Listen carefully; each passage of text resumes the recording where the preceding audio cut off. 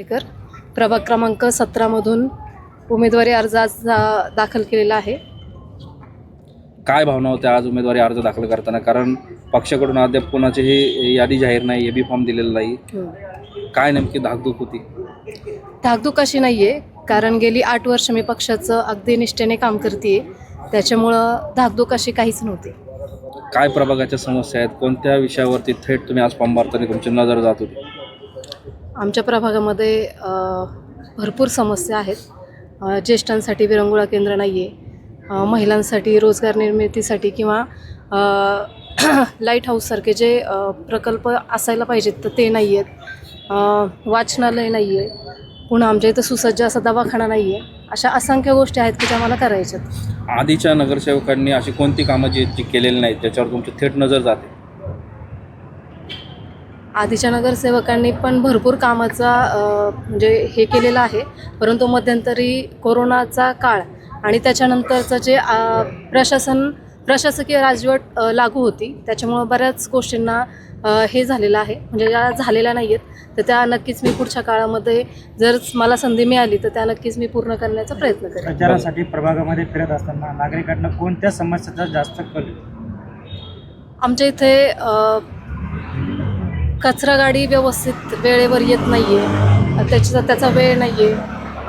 म्हणजे ह्या खूप बेसिक समस्या आहेत. पुन्हा ड्रेनेज आमचे ज्या ड्रेनेजची कामं झालेली आहेत तर ती अगदी 10 ते 15 वर्षापूर्वीची कामं झालेली आहेत बऱ्याच ठिकाणी. तर त्याच्यामुळं ते चोकअप होण्याचं प्रमाण पण खूप जास्त आहे. पुन्हा आमच्या इथं जे रस्ते आहेत तर त्याच्यामध्येही खूप जास्त खड्डे पडलेले आहेत. पुन्हा आमच्या इथं स्मशानभूमीचं कामही रखडलेलं आहे. 70% पूर्ण झालं आहे, पण 30% अद्यापही रखडलेलं आहे. पुन्हा ज्येष्ठांसाठी विरंगुळा केंद्र नाही आहे, गार्डन नाही आहेत. तर अशा असंख्य समस्या आहेत. अच्छा, सध्या तुमच्या मागं सुधीर भाऊ जसं तुमच्या मागं आता उभे आहेत, आपण पाहतोय की प्रत्येक पुरुषामागं स्त्रीचा हात असतो. आज तुमच्या यशा मागं भाऊंचा हात आहे. काय सांगाल की भाऊ देखील तुमच्यासोबत पायाला मिगरी लावून फिरतात आहेत, प्रभागासाठी त्यांचे विचार प्रत्येक गोष्टीमध्ये ते हातभार लावण्याचा प्रयत्न करतात आहेत. काय सांगाल की सध्या प्रचार करत असताना काय भावना निर्माण होतात मला? नक्कीच खरं तर या क्षेत्रातही मी साहेबांमुळेच आलेली आहे.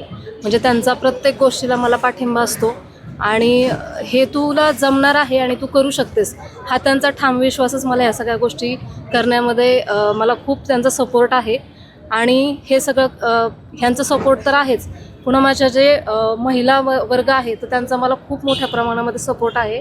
ताई तुम्ही हे करू शकता, आम्ही सगळ्या तुमच्याबरोबर आहोत, हे सगळ्या माझ्या मैत्रिणींचं जे मला पाठिंबा असतो किंवा त्यांचे जे शब्द असतात तर ते मला ह्या सगळ्या गोष्टी करण्यासाठी भाग पाडतात. मतदारांना काय आव्हान? मतदारांना मी एवढंच आवाहन करेल की गेली 8 वर्ष मी तुमची अविरत सेवा करत आलेली आहे आणि तुम्ही जर मला या वेळेला संधी दिली तर मी नक्कीच तुमच्यासाठी दिवस रात्र तुमच्यासाठी उभी असेन आणि आपल्या सगळ्या प्रश्नांचे निवारण करण्याचा मी नक्कीच प्रयत्न करेन.